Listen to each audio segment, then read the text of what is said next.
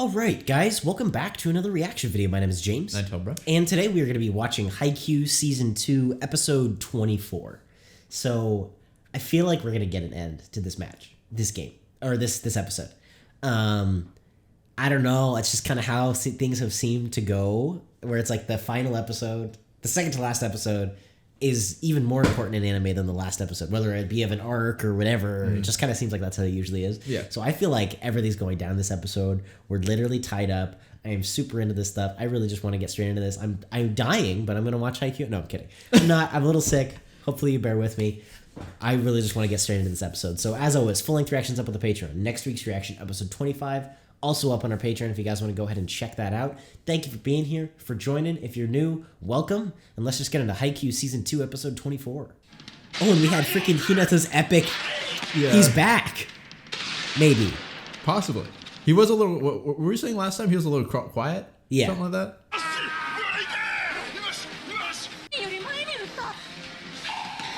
Oh, nice. Yeah, because it was a little close to the net or something like that, right? Yeah, I don't know if we did that on purpose, but I'll take it. Well, I think Kageyama said it because he was too close. What?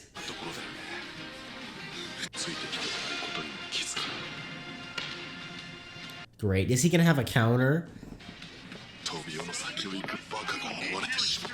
Because Hinata's stupid too. Dude, we have a way stronger team than they do, I think. I'm just telling myself that whether we do or not, because we have to win this freaking game. We are watching The Matrix, and I am manifesting a victory right now. I believe. I'm not even prepared to acknowledge them losing. Like, literally, if they lose, I'm going to be so shocked because I cannot even consider that a possibility right now. Oh, shoot. Dang. Dang. Tanaka. Nah, shoot. Get him. Ooh, left. Dang it, guys. Wait, he just hit with his left hand? Yeah. What the? He's better than us left-handed. I love how it's so much fighting for just a few points. Yeah. Come on, come on. Let's go, Hinata. Ooh. Oh! Are you kidding me? Whoa, the animation. Let's go. That was way closer than it should have been, though. Dang. Oh my gosh. Dude, this is such a long volley. Yeah, dang it. Oh, dang. Frick. Nice, Daichi. Oh, that was so sick. He can handle it now because he's dead. Oh. Let's go. Dude, literally close it. End the game. Let's go, Yamaguchi. Come on, bro.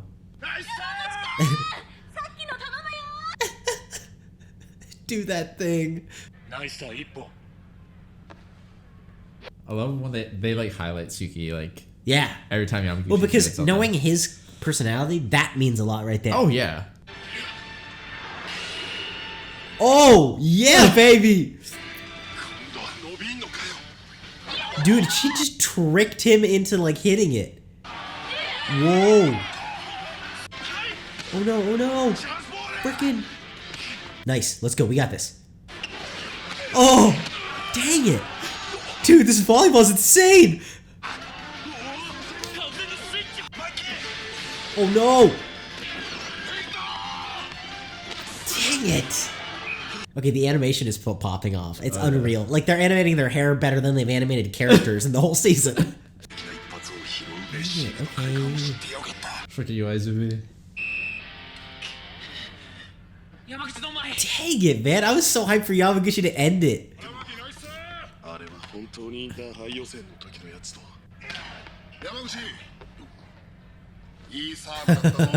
Yeah, I mean, That was, dude. It was just a better. It was just a better. It was just save. insane playing. Yeah. Dang. Just the fact that they're showing it and there's no lines being said, it's just like grunting. Like it. If we can end this, we deserve this win. Oh my gosh! What the frick?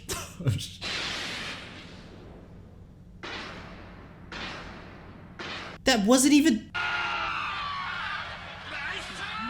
What the heck was that?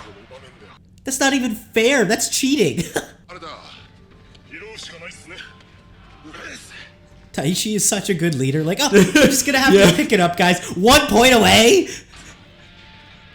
Dude, everything is riding right here. I almost didn't think it was this close because everybody's being so freaking casual. Yes, Yachi, I'm with you. Oh my gosh. Come on. Come on, bro. Come on. Oh, he's got it. It's up. It's up. That's all that matters. That was a good receive, awesome. too. That was incredible. Daichi, bro. Go, go, go, go. We gotta score the point. We gotta cut him off. Let's go, baby. Whoa, dude. Oh, are they taking out Tsuki? I think so. What? So now we got that. We got that. The two setter. Yeah. The two setter option. He's not. That's just his personality. You got this. You got this. Oh my gosh.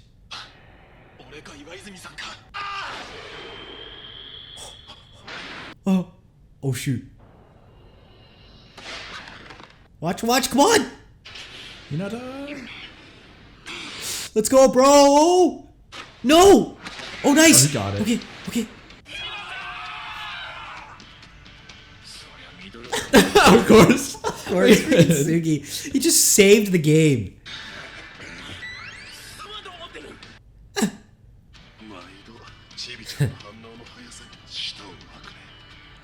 It's good that he didn't fall for the fake. Come on, Suga. Dang. That was good. That was a great serve. Oh, nice. We got it. Come on, somebody. Dude, Suga!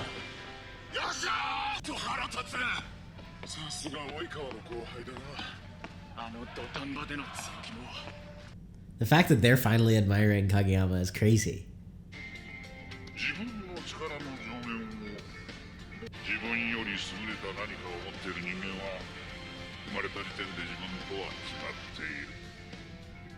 Dang.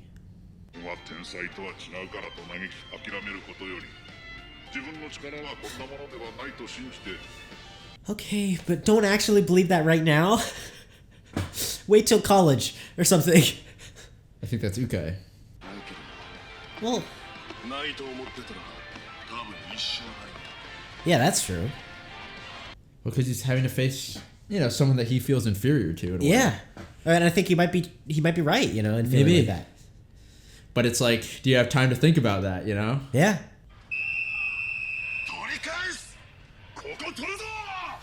Jeez, man.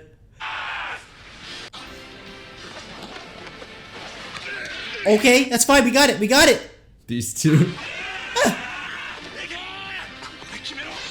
Oh, nice.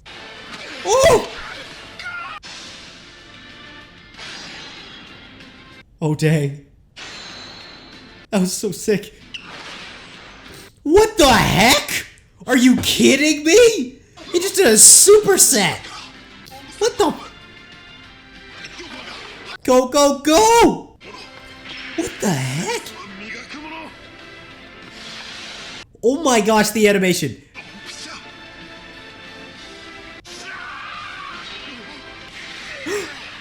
Are you serious?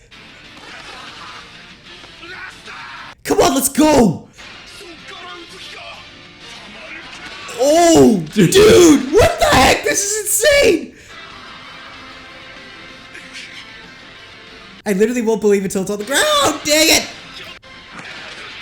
What the frick? Does that count? Yeah, it does. Whoa. Come on, Hinata, you got this, bro. Come on, tip it off, tip it off, tip it off, tip it off. No! Shoot, that was sick.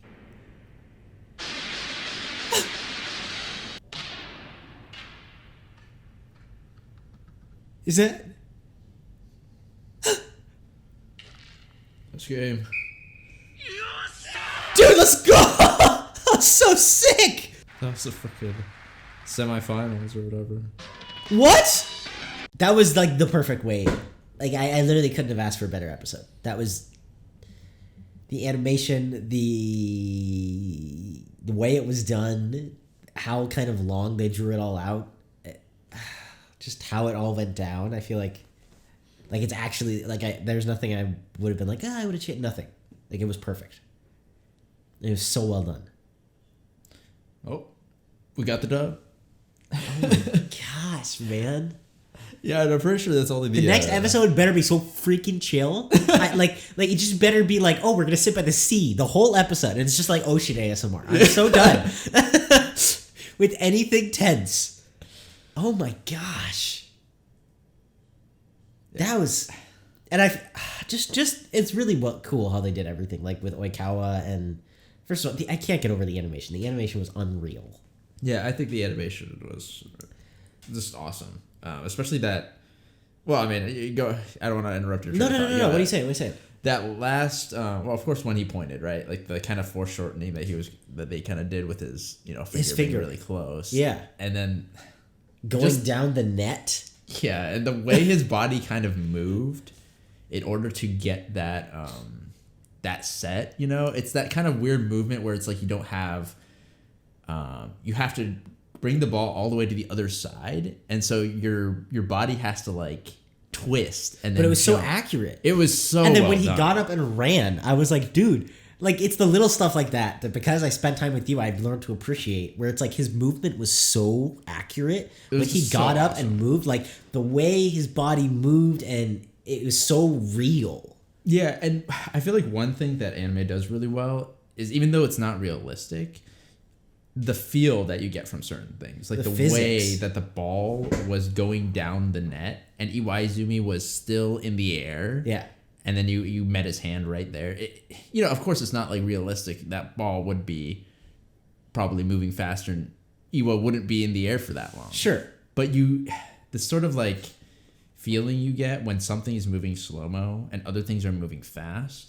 Yeah. It just gives you a sense of like intensity that like reality can't really give you, and they do it so well for certain things. Well, and I feel like too that is a thing that does happen with anything like this, but I think especially sports, like they are simulating, I think, a reality that people experience. Like I forget what set it was that went on for like there was like 7. It was probably like 20 seconds, and it was like one ball falling, and people were like catching it. Yeah. That happens in sports, like, and I don't have a ton of experience, but that happens in anything where you have these split-second responses, but like you can sit back and be like, I remember seeing the ball and then being like, oh my gosh, my mom's here, and that person's hair is weird, and like, am I gonna do this or am I gonna fail? And my dad isn't proud of me, and then you hit it. It's like you have all these thoughts. No, yeah, in that split second, and so for them to show that, I think it doesn't feel unreal, even though they're kind of showing it in a dramatized sort of way. No, yeah. Yeah, no, for sure. I totally get what you're saying. Yeah, it's just so well done, and I feel like the tension of this episode was so well done too, where it was like, I don't know, sometimes anime can be like predictable, but the way like literally anytime anything happened, it was like 7 freeze frames, like super dramatic freeze frames, and so after a while at the end, I'm like, what the hell just happened? Like, is it over? Did we win? Why are we stopping? I don't know if I saw that correctly. Like, did somebody receive it? But it was done so well. And just all the character moments, like the fact that it ends with Oikawa, I feel like is so fitting. Just little things like that, where it's like, yeah, Hinata does it, but the fact that like it hits Oikawa last and then goes out, that just feels like that's just the way it should be. Where it's like it was them kind of facing off, and it's like the theme of this episode, I feel like, was that Hinata keeps rising to the challenge. And I feel like there were a lot of, I don't even remember what episode this was in, but the way that Kageyama and the camera moved with his foot coming around and doing that set, I freaking forget what episode it was, but he did that exact same set for another big moment for Hinata, because I remember it in my head. It was like when I remember, because it was when they lost to Abo Josia. Okay, so then there was that, and then Hinata was always talking about being the ace, and he was always looking at his hand and saying that he couldn't ever be that good, and this episode ends with him looking at his hand the same way. Like, all of these sorts of, like, things, it's actually poetic. I know that sounds a little dramatic, but it truly is poetic. Also, I don't know if you remember the first time we faced Abo Josia in a practice set. We ended the game with Hinata doing the same kind of thing, where it went past Oikawa. Oh, did it? At the end, yeah. He was aiming for Oikawa at the end. It was our first time meeting, and Oikawa wasn't at the practice match for the entire time. Oh, yeah. And then he came in at the end. That's just so cool. It's just really cool. And that's 2 seasons of development right there. Yeah, it's just... That's insane. It's just really... It is. It feels very poetic, you know? Something I appreciated, too, is that after a while... Now, I don't mean this to sound like I'm complaining, but after a while, like, I started kind of getting the, like, ways they would show volleyball, where it's like, when you first see it, it's mind-blowing. And... like I said, I'm not complaining, but you kind of start picking up on, like, the methods of, like, oh, we're going to do this, we're going to, like, spin the camera with the ball. Yeah. This episode completely threw all that off the table, except for a few moments of, like, callbacks. Yeah. And I think that's incredible. Like really, I almost feel like somebody sat down and was like, okay, we need to find a way to show this volleyball match in a way that we have never done before. And I thought that was incredible. Really, like, the way they would do different slow-mo and different freeze frames and stuff like that, like, they pulled out techniques and did it in different ways than I've ever seen in the show. And that may have just been because it's more complex animation or whatever, but it just, that added so much to, like, the lack of predictability. And then when you did see those shots, it would, like, immediately trigger, like I felt like I was having anime flashbacks watching, where I was like, oh, I remember that thing from here. Yeah. Even when Kageyama set, I forget which set this was, but the first time he, like, does, like, a power set for Hinata and the camera spins with it, that thing happened right before the end here. Like, and so then it makes those cues stand out more. It's just beautiful, like, so well done.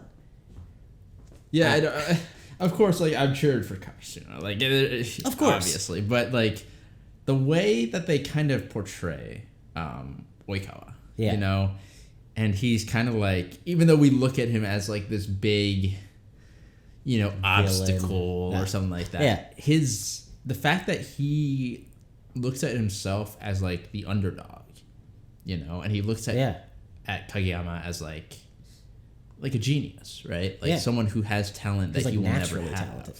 Yeah. And it's interesting that, you know, he went to Ukai, you know. Yeah, I didn't pick up on that. And wasn't, like... It's like he was in, like, a down moment, and he picked him up, you know? Yeah. And it's cool to see that sort of, like, development from him, you know? Yeah. I really like Oikawa as, like, an antagonist. I think he's such a, like, cool, and, you know, even though I'm gonna say relatable, not, like, directly relatable, but understandable, like, very, you know, I really get it. Well, because the way you're talking about it, like if you think about it, if Hinata wasn't the main character, it wouldn't make sense to root for Kageyama. Because if you think, like, usually in a story, what's cool about a story is that you have an underdog basically fighting against all odds. Like, that's what your hero is, right? Striving against the impossible to defeat evil or whatever, win the game. Whereas, and so that works for Hinata, right? But Kageyama is not that. He's the opposite. And so then you have this weird, like, I don't know if this is on purpose or not, but I think this is why you, like, relate to Oikawa, is because you have this weird, like, complicated story within the story of Kageyama or Hinata is the underdog, but Oikawa is the underdog to Kageyama. And the Abo Josia Karasuno match has always, I mean, it ended on them, and I think that's important. It's always been about these two setters. And so strangely, even though you're rooting for Karasuno, there's this, like, tragic feeling at the end of this game because the hero lost. Yeah, in this context, the hero just lost. And it's like, it's weird. It doesn't make sense. Because you respect the hard work almost of somebody like Oikawa more than you do Kageyama, because you feel like we all relate to that. Like it's almost more earned. Yeah. I don't know. It's just, that's why I love the like interweaving of different characters, because there are so many different things going on in this episode, and I'm assuming just continuing or starting or all like Suga. I thought that was so cool seeing him. I didn't think he was going to play again, and I remember season 1 he was one of my favorite characters, and I was like, what the heck, he's just on the bench now. Like the fact that he comes back in this final episode I think meant so much. And so the show has done such a good job of taking its time that then you have an episode like this and you have 6-7 different storylines and completions and starts and middle points all happening at the same time, and it's just this like overwhelming rush of emotion. Yeah, like in every moment of the episode, because every single side character counts. Yeah, no.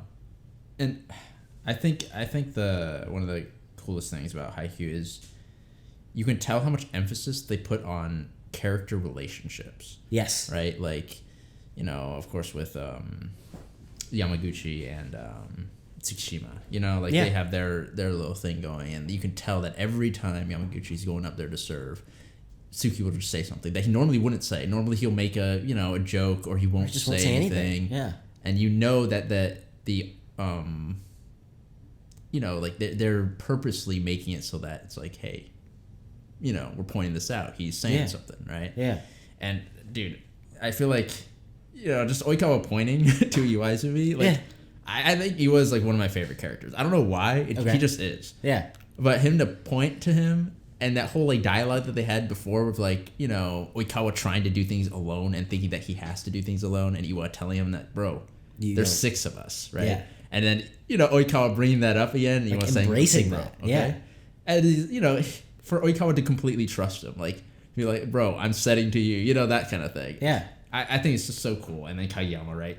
Trusting Hinata in return. Yeah. I feel like it's really beautiful in a way. And it's some of the best writing ever. Like, not to get too technical, but the manga author or whatever, it like, you know, they always talk about like in writing. I don't know if they always talk about it. I've kind of heard this or understood this, where it's like you want to create these characters, and then basically what writing is, like dialogue, is like you just stick them in a room together and say, how would these guys respond? Yeah. But that's always really hard, because you're always rubbing up against, okay, I needed this freaking action scene to start. We need to go to the snow. You don't want to waste time, right? You're always trying to focus on plot. And so when you're able to balance those two things, and like you're saying, in every point, all of these characters which this writer has developed, which we have seen be developed, are all acting how they really would in that moment. It just makes everything so much more immersive, because not a single line feels like, oh, we need this for the plot. None of it is like that. It all feels like completely like, oh, you took these characters that we've seen and developed and you stuck them in this room, and this is how this guy would respond to this guy, or hand the ball off to this guy, or even just like Hinata like subbing out with Yamaguchi and like freaking giving him a knuckle now, like, which is the most Hinata thing ever, but then also showing that they accept him now, like all of that. It's so immersive, and I feel like it sometimes that's underappreciated, because that's so hard to stay like keep tabs on everything and never lose sight of all of these different ideas and storylines and characters and themes and different personalities that you've established, especially over what was it, 48 episodes that we're at? Something was it 24 the first season? Yeah, I think it was. So 48 episodes. Like, that is insane. And I mean, obviously, you know, you're writing the manga, maybe it's a little shorter, but whatever. Any sort of extended storyline, to be able to do that, it really is like genius. And I think it almost deserves more respect than. No, yeah. Like, I wonder if that's lost because it's like, this is a volleyball anime, but that is genius. No, yeah.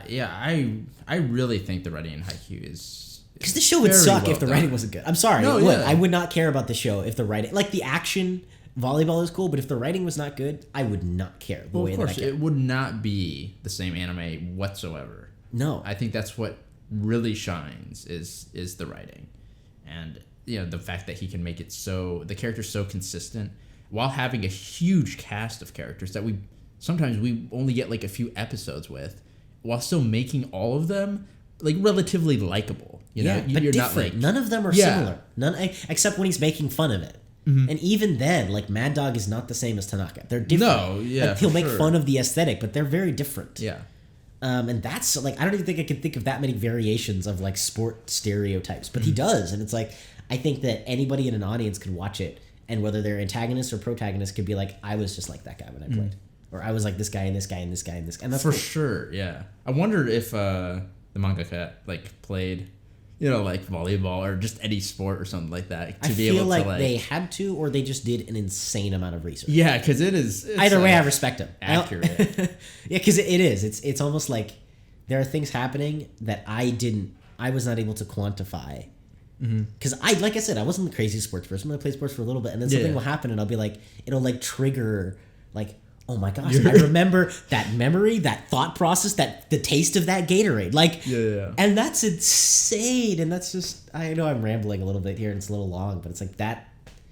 I heard somebody say this about stories, and I feel like this is why Haikyuu is so cool, is that they're able to show the things that we can't quantify. And that's why like film and television and story is more powerful, because it's not.